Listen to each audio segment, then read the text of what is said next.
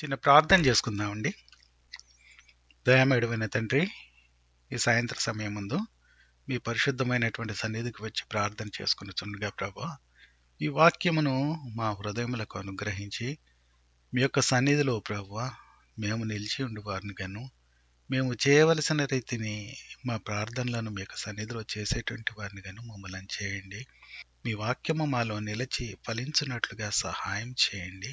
క్రీస్తునామందు వేడుకొంచున్నాం తండ్రి, ఆమేన్.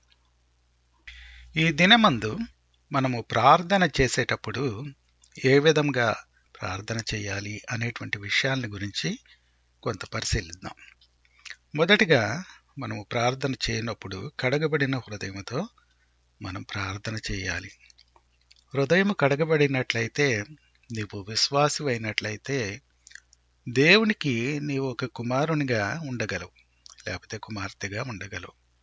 కాబట్టి నీ యొక్క ప్రార్థన ఒక అన్యుని వలె కాకుండా ఒక కుమారుని వలె, ఒక కుమార్తె యొక్క ప్రార్థన వలె నీ యొక్క ప్రార్థన ఉండగలదు. కాబట్టి మొట్టమొదట కడగబడినటువంటి హృదయంతో మనం ప్రార్థించేలాగా చూసుకోవాలి. ఒకవేళ నీవు ఆల్రెడీ కడగబడినటువంటి హృదయం కలిగిన వాడివైతే అదే విధంగా కడగబడినటువంటి హృదయంతోనే ఎల్లవేళలందు నువ్వు ప్రార్థించే విధంగా ఉండేలా చూసుకోవాలి.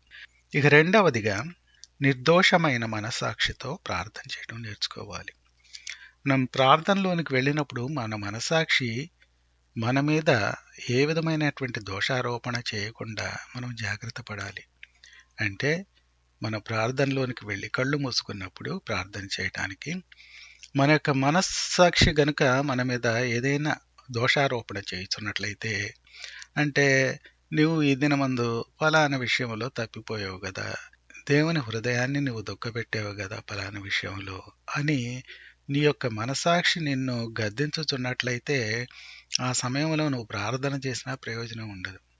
కాబట్టి మొట్టమొదట దాని విషయమై పశ్చాత్తాపడి, మనసాక్షి దేని విషయమైతే గద్దించుచున్నదో దాని విషయము మొదట మన మనసాక్షిని సరిచేసుకొని ఆ తర్వాత మనం ప్రార్థన చేయాలి. మూడవది, శత్రువులను క్షమించి ప్రార్థన చేయాలి. అంటే మనం ప్రార్థనలోనికి వెళ్ళినప్పుడు మన మనసాక్షి ఫలాని వారితో నీకు శత్రుత్వం ఉన్నది కదా, ఫలాని వారితో నీకు టర్మ్స్ సరిగా లేవు కదా అని నిన్ను గద్దిస్తూ ఉన్నట్లయితే ఆ యొక్క శత్రుత్వాన్ని, ఆ శత్రు స్వభావాన్ని అలాగే పెట్టుకొని నువ్వు ప్రార్థన చేసినట్లయితే నీకు దానివల్ల ఫలితం ఏమీ ఉండదు. ఆ ప్రార్థన చేసేటప్పుడు వారిని క్షమించి వారి నిమిత్తమై కూడా ప్రార్థన చేసి నీవు ప్రార్థనను కొనసాగించినట్లయితే అప్పుడు ఆ ప్రార్థన ఫలితం ఉంటుంది. ఒక్కొక్కసారి ఆ సమయంలో, అంటే ప్రార్థన చేసే సమయంలో వారిని క్షమించినంతసేపు క్షమిస్తారు. ఇక ప్రార్థన అయిపోయిన తర్వాత మళ్ళీ మామూలుగానే వారి మీద మళ్ళీ శత్రు స్వభావం ఉంచుకుంటూనే ఉంటారు. ఈ విధమైనటువంటి వాటి వలన ప్రయోజనం లేదు. కాబట్టి ఇది చాలా స్ట్రెస్ చేస్తూ చెప్పబడిందండి వాక్యంలో. ఎందుకంటే మీరు మీ శత్రువులను క్షమించి ప్రార్థన చేసినట్లయితే మీ తండ్రి కూడా మీ యొక్క అపరాధములను క్షమిస్తాడు అని సెలవివ్వబడింది. కాబట్టి తప్పనిసరిగా మనము మన శత్రువులను క్షమించి అప్పుడు మనం ప్రార్థనను కొనసాగించవలసి ఉన్నది. తర్వాతది, విశ్వాసంతోనూ నమ్మికతోనూ ప్రార్థన చేయాలి. అంటే మనం చేసేటువంటి ప్రార్థన దేవునికి చేస్తున్నామని, దేవుడు మన ప్రార్థన విననై ఉన్నాడని, ఆయన మనకు సహాయం చేస్తాడని, మన ప్రార్థన విని దానికి జవాబిస్తాడనేటువంటి నమ్మకంతోనూ విశ్వాసంతోనూ మనం ప్రార్థన చేయవలసి ఉన్నది. తర్వాత పవిత్రమైనటువంటి చేతులెత్తి ప్రార్థన చేయవలసి ఉన్నది. మన యొక్క బ్రతుకు కడగబడినదై అదే విధంగా కొనసాగుతున్నటువంటి వారమైనట్లయితే మనం పవిత్రమైనటువంటి చేతులెత్తి ప్రార్థన చేయగలము. ఒక లంచాలు తీసుకునేటువంటి వ్యక్తి, లంచాలను ప్రోత్సహించేటువంటి వ్యక్తి పవిత్రమైనటువంటి చేతులెత్తి ప్రార్థించలేరు. అదే విధంగా దుర్మార్గ పనులలో పాలు పొంది దేవుని సన్నిధిలోనికి వచ్చి ప్రార్థన చేసేటువంటి వ్యక్తి పవిత్రమైనటువంటి చేతులెత్తి ప్రార్థన చేయలేడు. కాబట్టి మన మనసాక్షిని జాగ్రత్తగా కాపాడుకుంటూ, మనలను మనం పరీక్షించుకుంటూ, ఇలాంటి విషయాలు మనలో ఏదైనా ప్రభువుకు మనకు ఆటంకంగా ఉన్నాయి ప్రార్థన చేయటానికి అని మనకు తెలిసినట్లయితే మొదటగా వాటిని సరిచేసుకొని ఆ తర్వాత మన ప్రార్థనను కొనసాగించవలసి ఉన్నది. ప్రభువుతో ఒంటరిగా ప్రార్థన చేయవలసి ఉన్నది. చాలామంది వారి కుటుంబంతోనో లేకపోతే చిన్న గ్రూప్స్లోనో లేకపోతే చర్చిలోనో ప్రార్థన చేస్తూ ఉంటారు. కానీ ఒంటరిగా దేవునితో గడిపేటువంటి సమయం అనేటువంటిది చాలా ఇంపార్టెంట్. ప్రభువు ఈ లోకంలో ఉన్నప్పుడు, ఆయన ఈ లోకంలో నరావతారిగా ఉన్నప్పుడు అనేక మార్లు జనసమూహమును పంపివేసి, శిష్యులను కూడా పంపివేసి ఏకాంతంగా కొండకు వెళ్లి రాత్రంతా గడిపినటువంటి సందర్భాలున్నాయి. ఇదే విధంగా పరిశుద్ధులైనటువంటి వారు ఒంటరిగా తమ యొక్క జీవితంలో ప్రభువుతో గడిపినటువంటి సందర్భాలు చాలా ఉన్నాయి. ఇంకో విధంగా మనం చెప్పాలంటే, ఒంటరిగా నీవు దేవునితో ఎంత సమయం అయితే నువ్వు గడుపుతావో అంత దృఢంగా, అంత స్ట్రాంగ్గా నీ యొక్క విశ్వాస జీవితము ప్రభువులో కొనసాగగలదు. కాబట్టి దీనిని ఎన్నడూనూ మనం నెగ్లెక్ట్ చేయడానికి వీలు లేదు. దేవుని చిత్తానుసారంగా మనం ప్రార్థన చేయాలి. అంటే దేవుని చిత్తానుసారంగా అంటే దేవుని యొక్క చిత్తము వాక్యములో మనకు తెలియజేయబడింది. ఆ వాక్యాన్ని వ్యతిరేకిస్తూ మనం ప్రార్థన చేయకూడదు. అంటే ఫర్ ఎగ్జాంపుల్, వాక్యంలో ఏమన్నదంటే దొంగిలకూడదు అని ఉన్నది. కాబట్టి మనం దొంగతనం చేస్తానికి వెళ్తూ, ఈ దొంగతనంలో దేవా నీవు గనుక నాకు సక్సెస్ దయచేసినట్లయితే నీకు కూడా పాలు ఇస్తాను, అలాంటిది ప్రార్థనలు మనం చేయకూడదు. అదేవిధంగా మనం చేసేటువంటిదే తప్పు పని అని తెలిసినప్పుడు దాని నిమిత్తమై మనం ప్రార్థన చేయకూడదు. కొంతమంది ఎలా ఉంటారంటే, ఈ నామకార్థ క్రైస్తవులు ఏదో ఒకసారి 2 సార్లు అప్పుడప్పుడు గుడికి వెళుతూ ఉంటారు. వీళ్ళకి కొంత పాదిరి గారితో, అక్కడ ఉన్నటువంటి పాస్టర్ గారితో ముఖ పరిచయం ఉంటుంది. వీళ్ళు ఏంటంటే ఇలా గుడికి వస్తూ ఉంటారు, అప్పుడప్పుడు సినిమాలకు కూడా వెళుతూ ఉంటారు. వీళ్ళు సినిమాలకు వెళ్ళేటప్పుడు సినిమాలకు వెళుతున్నారని సినిమా హాల్ దగ్గర వీరికి తెలిసినటువంటి వారెవరో చూడకూడదని, మరి ముఖ్యంగా పాస్టర్ గారు చూడకూడదని వాళ్ళు అనుకుంటారు. దాని నిమిత్తం ప్రార్థన కూడా వాళ్ళు చేసేటువంటి వాళ్ళు కొంతమంది ఉన్నారు. అంటే సినిమాకి వెళుతూ, దేవా నన్ను ఎవరు చూడకుండా చెయ్యి, మరి ముఖ్యంగా పాస్టర్ గారు, మా యొక్క చర్చిలో ఉన్నటువంటి సభ్యులు నన్ను ఎవరు గమనించకుండా చెయ్యి అని ప్రార్థన చేసుకునే వాళ్ళు ఉన్నారు. అలాంటి ప్రార్థనలు చేయొద్దు. ఎందుకంటే నువ్వు చేసేటువంటి పనే తప్పు. దానికోసం మళ్ళీ ప్రార్థన ఒకటే, అది ప్రార్థన అనబడదు, అది మోసం అనబడుతుంది. ఆ తర్వాత దేవుని చిత్తానుసారంగా అన్నప్పుడు మనము ఈ దేవుని చిత్తము అనేటువంటిది నెరవేర్చబడటం అనే, మన జీవితముల ద్వారా నెరవేర్చబడటం అనేటువంటిది అది మన యొక్క ప్రధాన గురి అయి ఉండవలసినది. అది మాత్రమే మన యొక్క జీవితంలో ఏకైక గురిగా ఉండవలసి ఉన్నది. అది నీకు మేలుకరంగా ఉన్నప్పటికీ, ఒకవేళ మొట్టమొదట్లో నీకు కీడుగా లేకపోతే అంత లాభసాటిగా లేనట్లుగా అనిపించినప్పటికీ, ప్రభు యొక్క చిత్తము మాత్రమే నా యొక్క బ్రతుకులో జరగాలి అనేటువంటి దృఢ సంకల్పము, ఆ యొక్క కోరిక నీలో దృఢంగా నాటుకొని ఉండాలి. అదే విధంగా నువ్వు ప్రార్థన చేసేటువంటిది కూడా ఉండాలి. అంటే దేవా నీ చిత్తం అయితే దీనిని నాకు అనుగ్రహించు అని మనం ప్రార్థన చేసే విధంగా ఉండాలి. చాలాసార్లు మనం కొన్ని ముఖ్యమైనటువంటి విషయాల్లో ప్రార్థన చేయటంలో ఎలా ఉంటుందంటే బయాస్డ్గా ఉంటుంది. మనము కొన్ని ఆల్రెడీ రిజర్వేషన్స్ మన యొక్క మనసులో కలిగి ఉంటాము. వాటిని మనం పొందాలనేటువంటి ఆ యొక్క కోరిక దృఢంగా మనలో నాటుకుపోయి ఉంటుంది.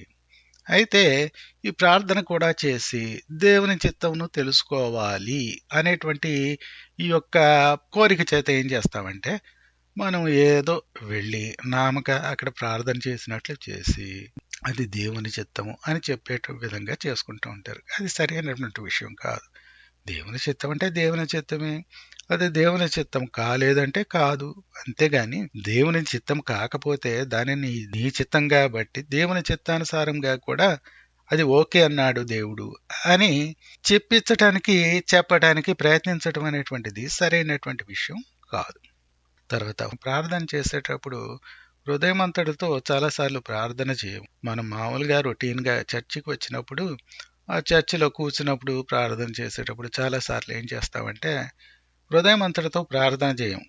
ఏదో కొన్నిసార్లు మనకి మన బ్రతుకులో గనక ఏమైనా ప్రాబ్లమ్స్ ఉన్నట్లయితే పర్సనల్ లైఫ్లో లేదా కుటుంబంలో కానీ ఏమైనా ప్రాబ్లమ్స్ ఉన్నట్లయితే అప్పుడు మాత్రం హృదయమంతటితో ప్రార్థన చేస్తూ ఉంటాం. అప్పుడు మాత్రమే మనకు హృదయాంతరంగం నుండి ప్రార్థన వస్తుంది.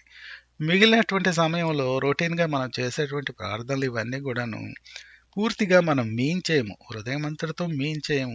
ఏదో నోటితో చెప్పటం, అలా ప్రార్థన చేయాలి గాబట్టి ఏదో చేస్తూ ఆ రకంగా గడిపేస్తుంటాం. అలా కాదు. ఎప్పుడు మనం ప్రార్థన చేసినప్పటికిని అది మనం హృదయం అంతటితో చేసే ప్రార్థనగా ఉండాలి. తర్వాత నిస్వార్థమైనటువంటి మనసుతో చేయాలి. మన ప్రార్థనలు మనకి మాత్రమే పరిమితమైనటువంటివి కాకుండా మనకును, మన చుట్టూ ఉన్న వారికిని, మన సంఘమునకును, మన సమాజమునకు కూడాను మేలు చేకూరాలి అనేటువంటి ఉద్దేశంతో మనం ప్రార్థన చేసే విధంగా ఉండాలి. చాలా మంది స్వార్థపూరితమైనటువంటి మనసుతో ప్రార్థన చేస్తూ ఉంటారు. వారి మనసులే స్వార్థపూరితమైనటువంటివిగా ఉంటూ ఉంటాయి. వాళ్ళు చేసేటువంటి పని ప్రతిదీను ఏ పని చేసినా దాన్ని మనం గమనించినట్లయితే దానిలో స్వార్థం అనేటువంటిది మనకి ఎప్పుడూ కనపడుతూనే ఉంటుంది. ఈ స్వార్థపూరితమైనటువంటి మనసు ఉన్నట్లయితే స్వార్థపూరితమైనటువంటి ప్రార్థనలే నువ్వు చేస్తావు. నీవు మాత్రమే మేలు పొందాలని, నీవు మాత్రమే దీవింపబడాలని, నీవు మాత్రమే కనికరింపబడాలని, చుట్టూనున్నటువంటి వారు మేలు జరుగుతున్నప్పుడు ఆ మేలును తట్టుకోలేవు. వాళ్ళకి దేవుడి కృప చూపినప్పుడు నీ యొక్క హృదయంలో నీవు సంతోషించలేవు. ఇలాంటి మనసుతో నువ్వు ప్రార్థనలు చేస్తూ ఉంటావు. అది సరైనటువంటి విషయం కాదు. పరిశుద్ధాత్మ చేత నడిపించబడుతూ మనం ప్రార్థన చేయాలి.